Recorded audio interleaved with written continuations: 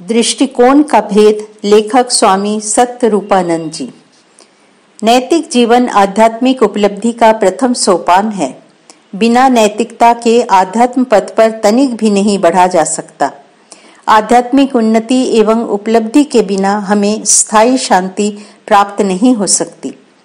नैतिकता की परिणति पूर्णतः अंतर्बाह्य शुचिता है। शुद्ध एवं पवित्र अंतःकरण में ही स्थायी शांति का आविर्भाव होता है। स्वार्थ तथा वासनाओं में सर्वथा रहित होने पर ही अंतःकरण शुद्ध होता है। तभी व्यक्ति शुचिता में प्रतिष्ठित हो पाता है। हमारे जीवन में स्वेच्छा से लिया गया प्रत्येक निर्णय तथा स्वेच्छा से किया गया प्रत्येक कार्य हमारी नैतिकता की कसौटी है। इस प्रकार का प्रत्येक कार्य और विचार हमें नैतिक अथवा अनैतिक बनाता है। हमारे कर्मों के पीछे निहित उद्देश्य ही हमारी नैतिकता की सच्ची पहचान है।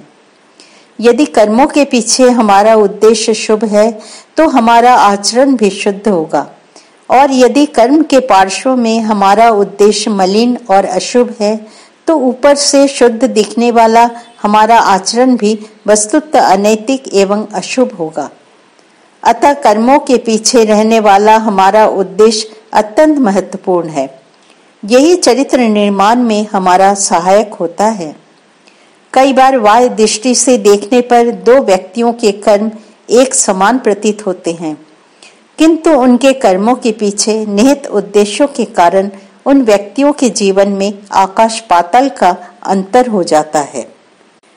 देवगुरु बृहस्पति के मेधावी पुत्र कच्छ ने दैत्यों के गुरु शुक्राचार्य का शिष्यत्व स्वीकार कर लिया। वो आश्रम में ही रहकर गुरु की सेवा तथा विद्याभ्यास किया करता। कच्छ जैसे बुद्धिमान, शीलवान और परिश्रमी शिष्य को पाकर आचार्य प्रसन्न थे। वे उसे विशेष चेष्टा पूर्वक विद्याभ्यास कराते। शुक्राचार्य की एक लावण्यमयी सुशीला कन्या थी। उसका नाम था देवयानी। आचार्य का अपनी कन्या पर अगाध स्नेह था।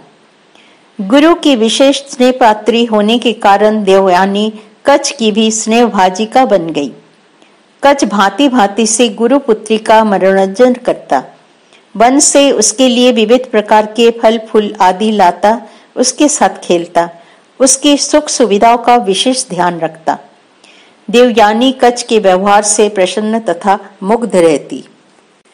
वो भी कच्छ के कार्यों में यथासाध्य सहायता करती। कच्छ की शिक्षा समाप्त हुई। वो दुर्लभ विद्या निशांत अधिकारी हो गया। गुरुदेव ने उसे अपने घर जाने की अनुमति दे दी।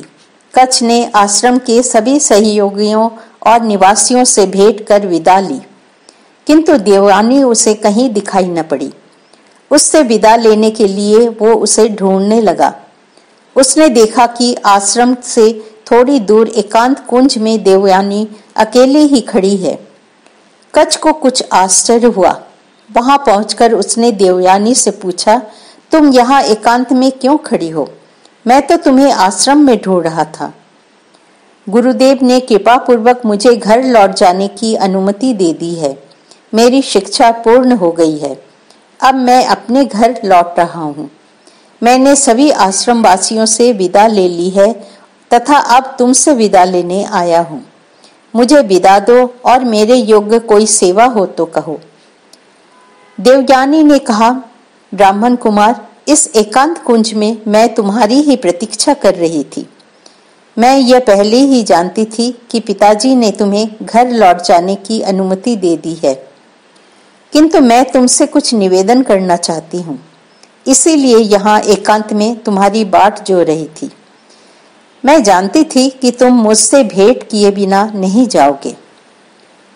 कच्छ ने कहा, देवयानी, तुम मेरी गुरु पुत्री हो। तुमसे विदा लिए बिना भला मैं कैसे घर जा सकता था? तुम्हारी प्रसन्नता में श्री गुरुदेव की भी तो प्रसन्नता है। कहो, क्या कहना चाहती हो?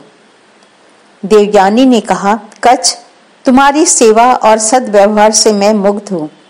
मैं भी अब आजीवन तुम्हारी सेवा करना चाहती हूँ। तुम मुझे अपनी अर्धांगिनी के रूप में स्वीकार कर लो। देवयानी का प्रस्ताव सुनकर कच्छ अवाक रह गया। उसे स्वप्न में भी देवयानी से इस प्रकार के व्यवहार की आशा नहीं थी। वो उसकी गुरुपुत्री थी। गुरुपुत्री सहोदरी तुल्य होती है। कच्छ ने सदैव ही उसे उसी दृष्टि से देखा था। अपनी छोटी बहन समझकर ही उसने देवयानी की सेवा की थी। उसका लाड़ प्यार किया था, उसका मनोरंजन किया था, उसके प्रति मधुर स्नेहपूर्ण व्यवहार रखा था। कच्छ का मन निर्मल और पवित्र था। देवयानी को सहोदरी के अतिरिक्त अन्य किसी भी दृष्टि से देखना उसके लिए अशक्य था। उसने कहा, देवयानी, तुम क्या कह रही हो? तुम तो मेरी गुरुपुत्री हो। गुरुपुत्री पूज्या होती है। धर्मानुसार तुम मेरी सहोदरी भगिनी हो। तुम्हारे मुंह से इस प्रकार का अनुचित प्रस्ताव शोभा नहीं देता। तुम्हें मुझे सहोदर भ्राता की दृष्टि से ही देखना चाहिए। देवयानी ने सरोष कहा, कच्छ, मुझे तुम्हारे आदर्श और उपदेश नहीं चाहिए। मैं तुमसे प्रेम करती हूँ। बोलो, तुम मुझे स्वीकार करते हो या नहीं? यदि नहीं तो मैं तुम्हें शाप दूंगी कि पिताजी द्वारा प्राप्त संजीवनी विद्या तुम्हारे द्वारा प्रयोग किए जाने पर निष्फल हो जाएगी। कच्छ ने शांत भाव से कहा, देवयानी, मैंने हृदय से तुम्हें सहोदरी माना है। मेरी विद्या के निष्फल होने का शाप किया, यदि तुम मेरा शिर छेदन भी कर दो तो भी मैं तुम्हें अन्य दृष्टि से नहीं देख सकता। मेरे हृदय की पवित्रता ही मेरी वास्तविक शिक्षा है। मेरे विद्याभ्यास की उपलब्धि है, उसे मुझसे कोई नहीं छीन सकता। कच्छ ने अत्यंत कठोर परिश्रम पूर्वक प्राप्त अपनी जीवन साधना की उपलब्धि संजीवनी विद्या को भी अपने आदर्श और अंतःकरण की पवित्रता के लिए त्याग दिया। हिंदू मनुष्यों की यह विशेषता रही कि उन्होंने मानव जीवन को केवल भौतिक दृष्टिकोण से ही नहीं देखा, किंतु उसके मानसिक तथा आध्यात्मिक पक्ष पर भी विचार कर शोध किया और जीवन के वास्तविक सत्य स्वरूप की उपलब्धि की। इस उपलब्धि के आधार पर उन्होंने जीवन को पूर्णता प्राप्त करने वाली जीवन योजना की रचना की। शरीर से ऊपर उठते ही हमारा प्रमुख समस्या है हमारा मन।